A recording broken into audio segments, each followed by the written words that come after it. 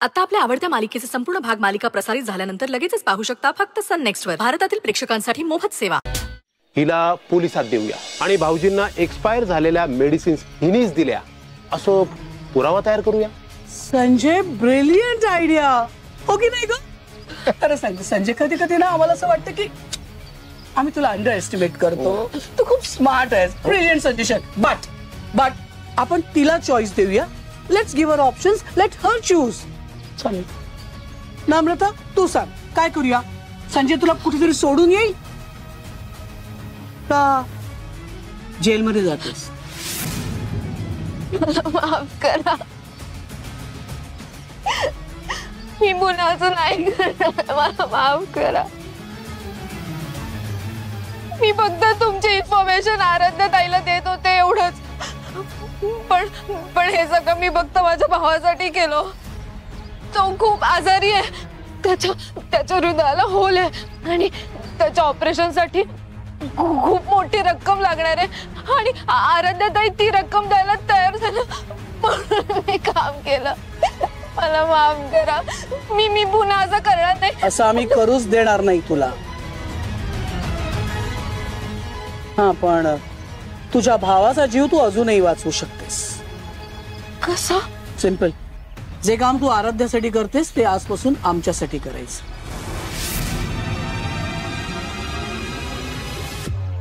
तू choose करू शकतेस. आराध्यासाठी काम केलंस तर जीव जाईल किंवा जेलमध्ये जाशील. आमच्यासाठी काम केलंस तर भावाचा जीव तर वाचेलच, पण विचारही करू शकत नाहीस एवढा पैसाही मिळेल. So think fast.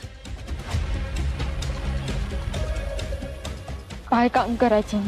ब्रिलियंट. नम्रता, आजपर्यंत तू आमची अपडेट आराध्यापर्यंत पोहोचवली, पण आता इथून पुढे आराध्या काय करते, कुठे जाते, तिची नेक्स्ट मूव काय असेल, ही सर्व इन्फॉर्मेशन आमच्यापर्यंत, मॅडम पर्यंत पोहोचवायची. डील? आमच्याशी पुन्हा गद्दारी करण्याचा विचारही करू नकोस, नाहीतर आम्ही काय करू शकतो हे तुला चांगलंच माहिती.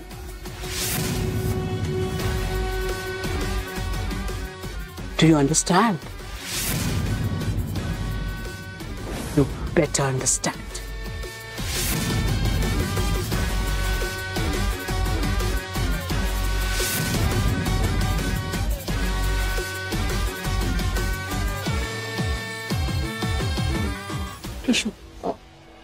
ताई तू बस, मी वाढतेच आहे. अगं तुम्ही दोघी बसून घ्या. नम्रता किंवा दुसरे कोणी वाढेल ना. अजी, मम्मा कुठे आहेत? ब्रेकफास्टला आल्या नाहीत. रूम मध्ये आहेत का? नाही, मम्मा रूम मध्ये नाहीये. मी आता तिथूनच आलो. मग कुठे गेले?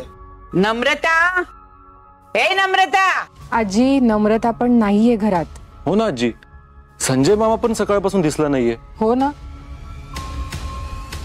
ब्रेकफास्टच्याच वेळी सगळे कुठे गेले काय माहित. May be emergency meeting line-up असेल. नाही रे, मम्मा अशी मीटिंग ठेवणार नाही डॅडची तब्येत बरी नसताना. आणि असं काही असतंच तर आपल्याला दोघांना पाठवलं असतं. असेल काहीतरी महत्वाचं काम, येईल ती. हो, चला चला सगळ्यांनी तुम्ही पटकन ब्रेकफास्ट करून घ्या.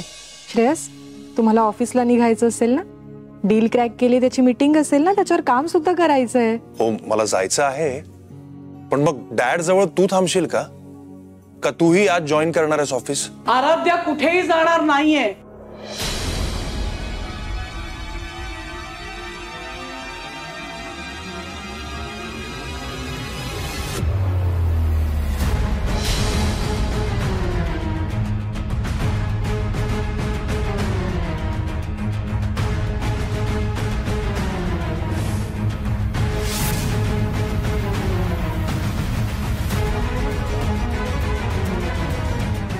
मम्मा कुठे होतात तुम्ही? आम्ही वाट बघत होतो सगळे. अरे बेटा, देवळात गेले होते. अरविंदच्या नावाने अभिषेक करायचा होता.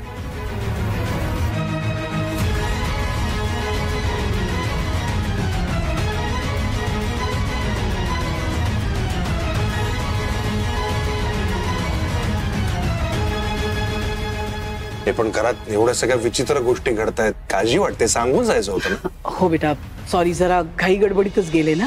आणि अभिषेक करायला गेली होतीस ना, मग सगळ्यांना प्रसाद वाट ना आता. हा,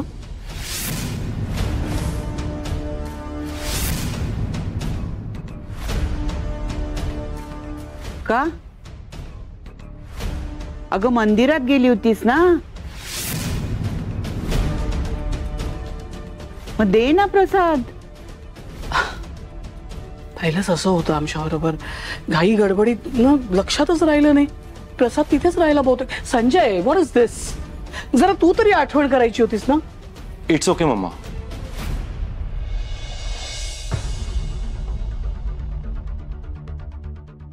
यशोधरा, आणि तू कधीपासून देवदेव करायला लागलीस ग? आणि मला समजत नाही, मी तुला 10 वेळा सांगते मंदिरात चल मंदिरात चल म्हणून, तेव्हा कुठे तू एकदा येतेस आणि आता स्वतःहून. सांगितलं ना, नवऱ्यासाठी अभिषेक करायला गेले होते. अगं या क्षणी ना डोक्यात 200 विचार आहेत आमच्या मनाची काय अवस्था आहे ते कळत नाहीच आहे तुला. वर तुझे आणखीन 100 प्रश्न. यशोधरा, मी तुझी आई आहे, मला सगळं कळतं. आजी आजी राहू दे ना. मम्मा तुम्ही बसा, या ब्रेकफास्ट करून घ्या आधी. नाही, ते करतो आम्ही. आराध्य बेटा, तू ब्रेकफास्ट केलं का? नाही नाही मम्मा, तुमचीच वाट बघत होते ना. या बसा. हो. आराध्य, 1 मिनिट. श्रेयस, तुम्हा दोघांची खरं तर माफी मागायची आम्हाला. का मम्मा असं का बोलताय? अरे असं काय करतोस? काल परवा लग्न झालं तुमचं. आय मीन, हे सगळे दिवस इतके महत्वाचे असतात, but unfortunately back to back जे काही घडतंय त्यामुळे तुम्हाला प्रिव्हसीच मिळत नाहीये. आय एम सो सॉरी बेटा. मम्मा, आता बाबांची तब्येत सगळ्यात जास्त महत्वाची आहे. आणि खरं सांगू, तुमचा जेवढा देवावर विश्वास आहे ना, तेवढाच माझाही आहे. सो जो कोणी बाबांबरोबर वाईट वागला असेल ना, देव त्याला माफ करणार नाही.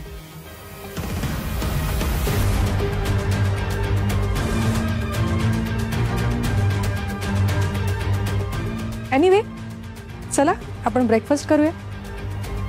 ऑफकोर्स. बेटा 1 मिनिट, जरा थांब.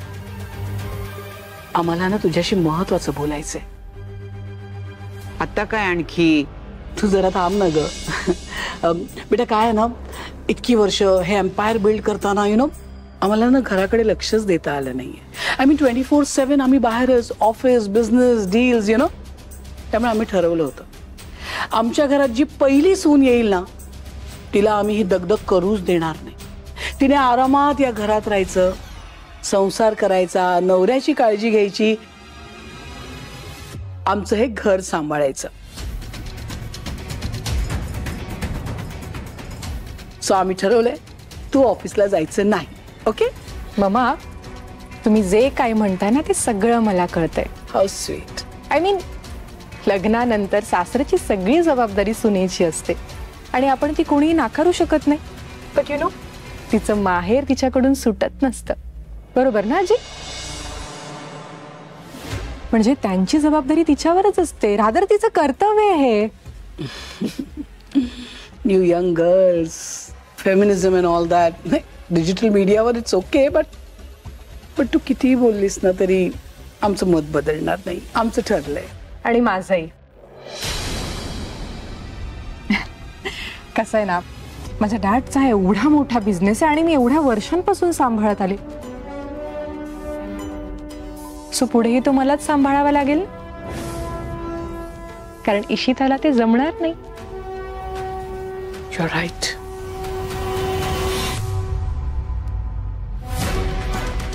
काय बरं करूया मग? Eureka, see I am full of ideas. I mean, आम्हाला काय वाटतं बघ, काय करूया माहिती आपण? तुमचा बिझनेस, आमचा बिझनेस मर्ज करू. Let it be one. Akshay आणि सुरेश सांभाळतील. That's it. तुला ऑफिसला जायची गरजच नाही. Okay, nice suggestion. आपण असंच करूया. श्रेयस आणि अक्षय दोघंही आपल्या दोन्ही फॅमिलीजचे बिझनेसेस सांभाळतील आणि आपण दोघी एकत्र आपलं हे घर सांभाळूया. म्हणजे तुमच्या गायडन्स खाली मला 2 गोष्टी जास्त शिकता येतील ना. एक मिनिट मम्मा, तुम्ही दोघी एवढं ड्रास्टिक का बोलताय मला काही कळतच नाहीये. मी काय म्हणतो मम्मा, आराध्याचं एवढं शिक्षण झालेलं आहे, इतकी वर्ष ती तिच्या डॅडचा बिझनेस सांभाळते, तिला एक्सपिरियन्स आहे. मग अचानक सगळं सोडून तिला असं घरी बसवणं चुकीचं नाहीये का? अरे नाही जमणार, दुर्लक्ष होईल घराकडे. मम्मा, घरची कामं सांभाळायला माणसं आहेत की घरात? माणसं? यू मीन नोकर चाकर? किती वर्ष असंच चालणार? सांगा मला. आता बघितलंस ना, त्या नम्रतामुळे किती किती मोठा प्रॉब्लेम झाला असता. मामा शांत व्हा आणि प्लीज ट्रस्ट मी. हे घर आणि आपला बिझनेस दोन्ही मी अगदी व्यवस्थित सांभाळेन.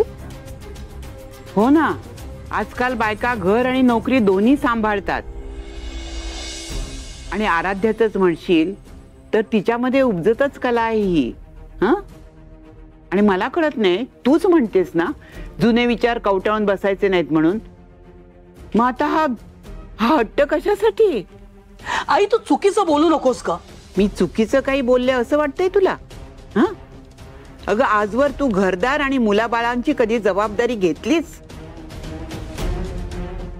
तरी सुद्धा सगळं छान चाललं होतं की नाही आई? आणि मी असं म्हणतच नाहीये तुझ्यासारखं घरदार आणि मुलांना सोडून तिने ऑफिसला जावं म्हणून. पण ती घर आणि ऑफिस दोन्ही सांभाळेल की. आराध्या, तू जा अगं ऑफिसला, काही काळजी करू नकोस. मी आहे ठणठणीत सगळ्या नोकरांवर लक्ष ठेवायला.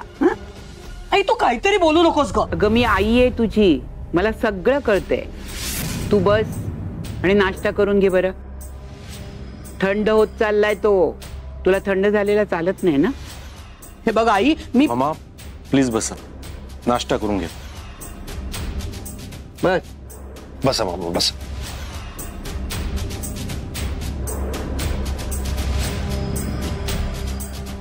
श्रेयस, तुला चालेल ना रे मी ऑफिसला गेलेलं? आपलं लग्न झालंय म्हणजे प्रत्येक गोष्ट तू मला विचारून करायला हवीस असं नाहीये. तू तुझे निर्णय घ्यायला स्वतंत्र आहेस आणि माझा पूर्ण विश्वास आहे तू दोन्ही गोष्टी अगदी व्यवस्थित सांभाळशील. All the best. Thank you so much.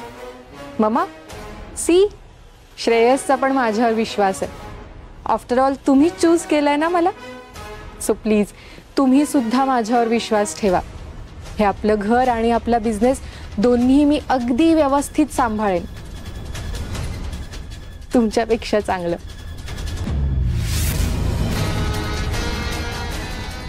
आमच्या पावलावर पाऊल ठेवून चालणार आहेस तू? नाही, तुला पावला पावलावर अग्नी परीक्षा द्यायला लावली ना तर नावाची यशोधरा सरनाईक नाही.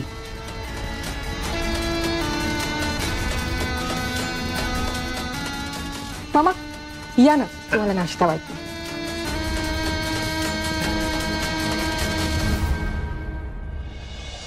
असं करू मग. गुड मॅडम, क्वचित एखाद्या पेशंटची एवढी फास्ट रिकव्हरी होती. आपण त्यांना ट्रॅक्शन द्यायला सुरुवात करूया, म्हणजे त्यांना अजून फरक पडेल. पण आत्ताची जी प्रोग्रेस आहे, गुड, अनबिलिव्हेबल.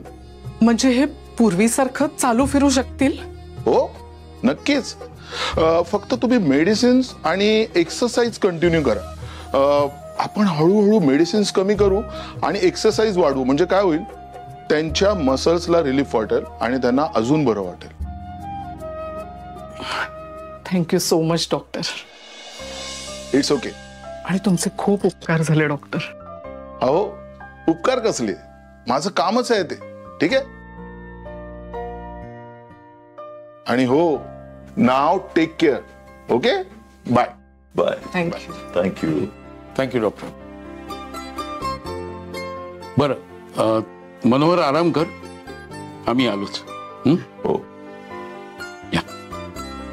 वहिनी भाऊजी, मला तुमच्याशी जरा बोलायचंय. हा बोला ना. तुमचे कसे आभार मानू ना मला खरंच कळत नाहीये. तुम्ही इतकं केलंय आमच्यासाठी की त्याकरता माझ्याकडे शब्दच नाहीयेत. पण खरं सांगू का, यांची तब्येत आता सुधारतीये आणि आता आम्हाला अजून तुमच्यावर भार होऊन राहायचं नाहीये. हो अहो काय बोलताय तुम्ही वहिनी? भार कसला आलाय? भाऊजी, अहो तुम्हाला असं वाटत नाहीये कारण तुमचं मन खूप मोठं आहे. पण आधीच आमच्यामुळे तुम्हाला इतका त्रास झालाय, आता आणखी नको. यांची तब्येत जरा आणखी थोडी सुधारली ना की आम्ही लगेच दुसरीकडे शिफ्ट होऊ. अहो नाही नाही, एवढी काही घाई नाहीये. काही नाही हो, पण हे आराध्याला आवडणार नाही आणि आम्हाला सुद्धा. आता तुमचा एवढा आग्रहच असेल तर मी काय बोलणार. आणि मी अगदी समजू शकते वहिनी की दुसऱ्याच्या घरी इतके दिवस राहणं म्हणजे तुम्हाला किती संकोचाचं होत असेल. आणि शेवटी स्वाभिमान हा असतोच हो प्रत्येकाला. आणि मी बाई तुमच्या स्वाभिमानाच्या अजिबात आड येणार नाही. हो ना हो वहिनी, तुम्ही आम्हाला तर अगदी परकच करून टाकलं. तो मनोहरला मी माझा मित्र नाही भाऊ मानतो. हो ना? मग असं असेल तर या भावाकडे राहायला कमीपणा कसला, संकोच कसला? या उलट तुमचा हक्क आहे तो. भाऊजी अहो. बास, भाऊजी म्हणताना मला, मग मी सांगतो ते ऐकायचं. जोपर्यंत मी सांगत नाही तोपर्यंत इथून कुठेही जायचं नाही. कळलं मनोहर? हो. आराम करा, आम्ही आलोच.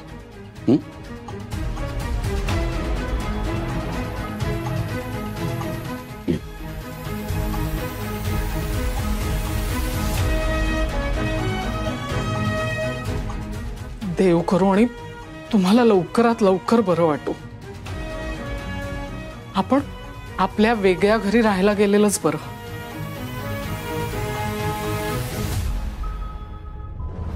नम्रता. हा मॅडम. मॅडम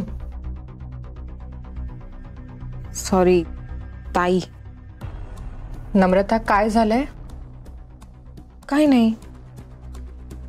काहीच नाही खरंच? मला सांग, यशोधरा बरोबर तू कुठे गेली होतीस आणि तिथे जाऊन आल्यापासून तुझा चेहरा, तुझं वागणं असं का बदललंय? नाही असं काही नाहीये. ते माझी तब्येत थोडी. तब्येत बरी नव्हती तरी मंदिरात गेलेलीस? हो. माझ्या नजरेला नजर मिळवून तू साधं बोलू शकत नाहीयेस आणि तू हे जे काय म्हणतेस ते मी खरं समजू? खरंच आम्ही फक्त मंदिरात गेलो होतो, बाकी काही नाही. नम्रता, तुला एक गोष्ट सांगते. एकदा ना एका जंगलात खूप मोठा वणवा पेटला होता आणि ती आग विझवण्यासाठी त्या जंगलातले सगळे प्राणी पक्षी आपापल्या परीने प्रयत्न करत होते. एक छोटीशी चिमणी होती. ती चिमणी तिच्या चोचीत पाणी घेऊन तो वणवा विझवण्याचा प्रयत्न करत होती. आजूबाजूचे सगळे प्राणी पक्षी तिच्यावर हसायला लागले. तिला म्हणाले, अगं एवढीशी तुझी चोच आणि तू काय आग विझवणार आहेस? त्यावर त्या चिमणीनं काय उत्तर दिलं माहितीये? माझ्या चोचीतल्या पाण्याने आग जरी विझवली जाणार नाही ना, तरी या जंगलाचा इतिहास ज्यावेळी लिहिला जाईल त्यावेळी माझं नाव आग विझवणाऱ्यांमध्ये असेल, आग लावणाऱ्यांमध्ये नाही.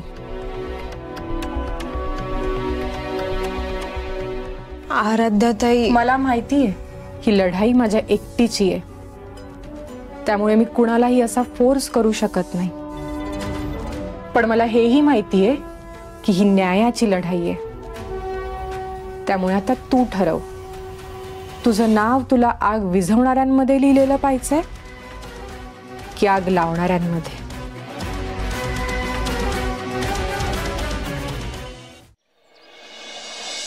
मॉम 2 मिनिटं थांब. अगं काय झालं आरडाओरडा करायला? मला ना एक सॉलिड आयडिया सुचली. कसली आयडिया? अक्षय आणि माझं लग्न ऍज सून एज पॉसिबल झालं तर आपले सगळे प्रॉब्लेम्स सॉल्व्ह होतील ना. हे आतापर्यंत 50 वेळा बोलून झालंय. त्यापेक्षा हे लग्न कसं होईल ना याचा विचार कर. अगं त्याचाच तर विचार केलाय. आणि मला ना एक सुपर प्लॅन सुचलाय. जोवरती इशिता त्या घरात आहे तोवरती अक्षयला माझ्यापासून दूर ठेवण्याचा प्रयत्न करणार आहे. आणि त्या चंपूला ती लग्नासाठी तयार करण्याआधी आपल्याला काहीतरी केलं पाहिजे. अगं पुढे बोल ना. आपल्याला एकच करायचंय की काहीही करून अक्षयला आपल्या घरी घेऊन यायचं. शानू बेबी, नेमकं तुझ्या डोक्यात शिजतंय तरी काय? मॉम, यू नो ना, everything is fair in love and war. Oh, and of course for मनी.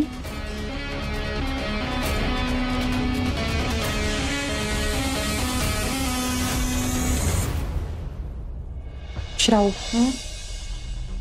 मला तुझ्याशी खूप इम्पॉर्टंट बोलायचंय. हो बोल ना, काय झालंय?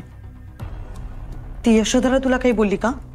नाही, ती आता काही बोलणार नाही. सगळं कृतीतून करून दाखवेल. आणि याचा आपल्याला एकदा अनुभव आलाय. त्यामुळे आता आपल्याला रिस्क घेणं परवडणार नाहीये. नाही, तुला काय म्हणायचं मला काहीच कळत नाही. श्राऊ, तुझं इथे राहणं आता खूप रिस्की आहे. कारण तिला आपल्याबद्दल सगळं कळलंय. त्यामुळे तू अक्षयच्या किती जवळ जाण्याचा प्रयत्न केला ना तरी ती बाई काहीही करून तुला त्याच्यापासून दूर करेल. हे बघ ताई, जर मी इथे राहिले तर ऍटलीस्ट तुझ्या डोळ्यांसमोर असेल ना, आणि तुला हेल्प करता येईल मला. नाहीतर तू एकटी पडशील आणि मग कसं सगळं मॅनेज करणार आहेस तू? आणि त्यात मला अक्षयला लग्नासाठी तयार करायचंय. आणि म्हणून माझं इथे राहणं खूप गरजेचं आहे. श्राऊ, मला नाही वाटत इतक्या सहजासहजी यशोधरा आता ह्या लग्नासाठी तयार होईल. म्हणजे इतक्यात ते शक्य नाहीये. पण आता जर हे आपल्याला घडवून आणायचंय तर लवकरात लवकर आपल्याला काहीतरी प्लॅन करावा लागेल.